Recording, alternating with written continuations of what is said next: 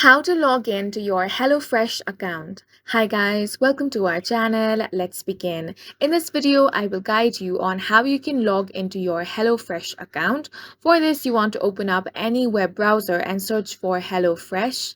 Then you want to click on the very first website, which is hellofresh.com. Now, once you get on this website, you will be able to log in. For that, simply click on the login option at the top right corner of your screen.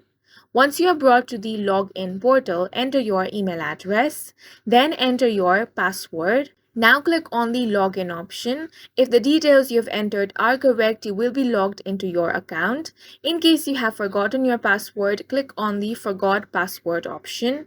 Then on the next page, you will have to enter your email address. Click on the send option. Now an email will be sent on it. Simply click on the link provided in the email, follow the instructions in order to reset your password, and you can enter your new password now.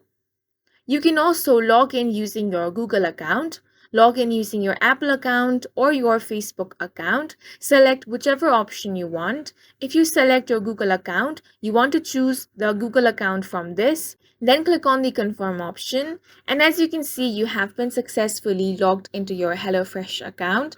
And that's it for this video. If you found it helpful, please make sure to hit the like button and subscribe for more videos like this.